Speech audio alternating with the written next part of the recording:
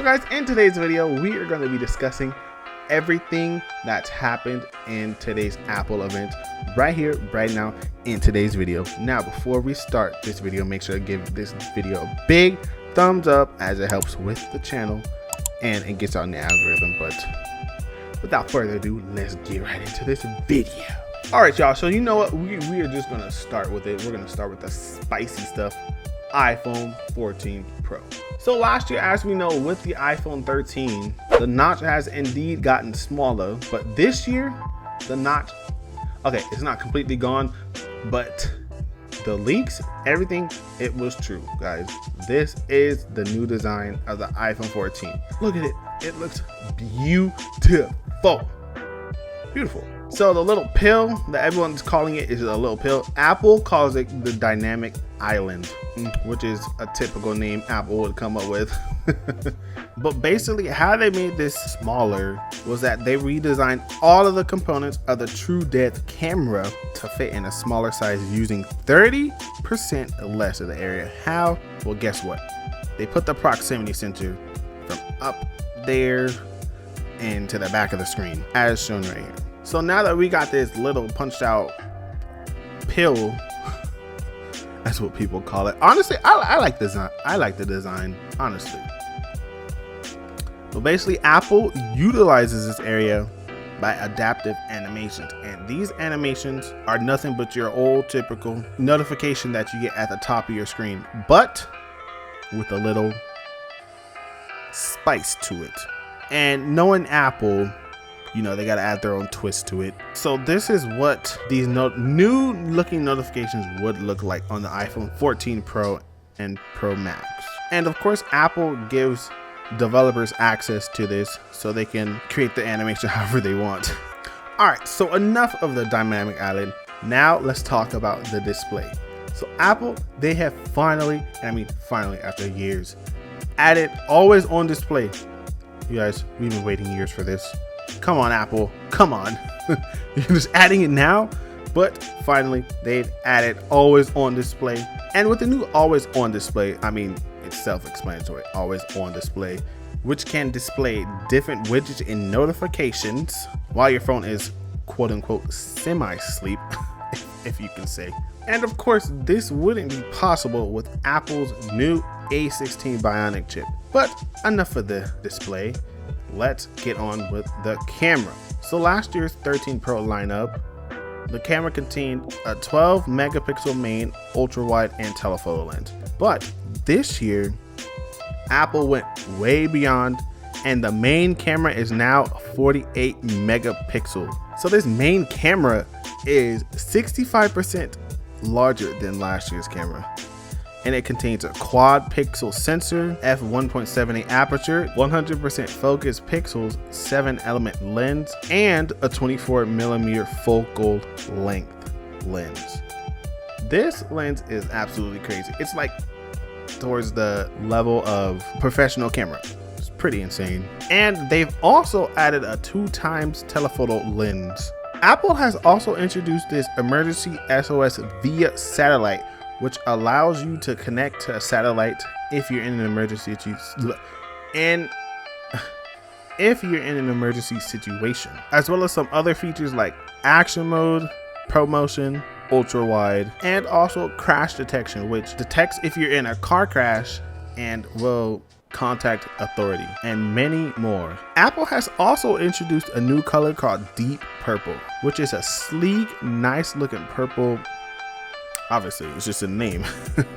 All right, now enough with the Pro models. Let's talk about the regular iPhones. So Apple has introduced iPhone 14 and iPhone 14 Plus. And so these are the cheaper iPhones. So the starting price for the iPhone 14 is $799, whereas the 14 Plus is $899.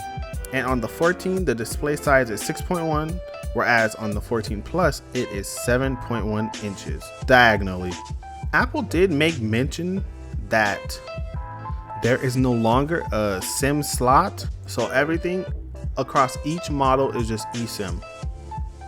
And Apple has unveiled that you can add multiple eSIMs, which is pretty impressive. So now let's talk Apple Watch. So Apple has introduced 3 new models. Not 2, 3. The Apple Watch Series 8, the Apple Watch SE, and a new one to the line, the Apple Watch Ultra. So let's talk about the new model first, which is the Apple Ultra. So as it sounds, Ultra, this watch is basically a durability watch. Kind of like how Samsung had the Samsung Galaxy Active. Apple, they made their own version, which is the Apple Watch Ultra. So this Apple Watch has a whopping 60-hour battery life on low power setting, of course, and 36 hours with regular usage.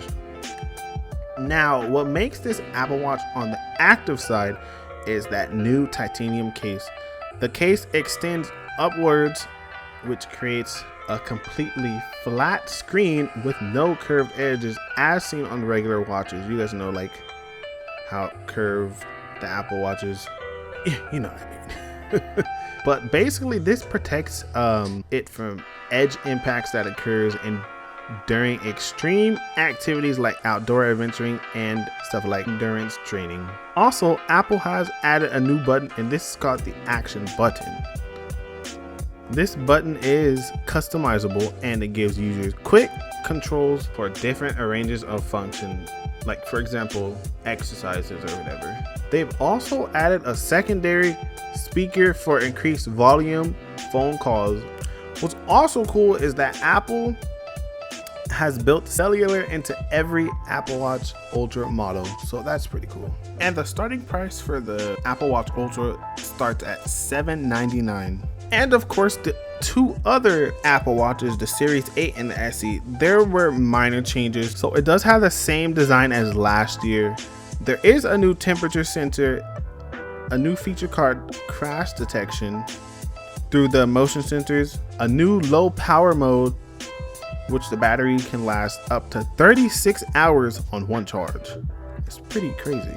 But other than that, nothing major with the Series 8. The SE starting at $249 with GPS, $299 with GPS and cellular, whereas the Apple Watch Series 8 starts at $399 with GPS and $499 with GPS and cellular.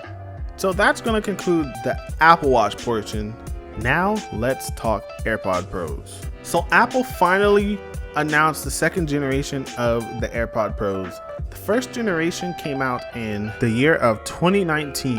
And so the AirPod Pros second generation starts at $249. So the new second generation allows touch controls on the stem, which allows you to adjust the volume. Also, Apple has introduced next level active noise cancellation and adaptive transparency to reduce more external noises.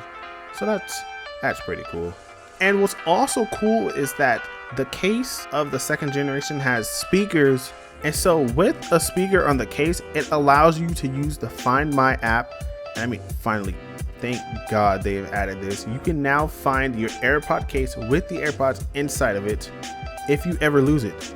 I know I've been losing my case from time to time, and I'd be so irritated because I cannot find it. But that's gonna conclude today's video, guys. Thank you so much for watching. Hopefully in the future I can review these products, one of these products, but make sure to like, comment, share, and subscribe, and check out my other channels. Okay, and thank you so much for watching. I will see you guys in the next video.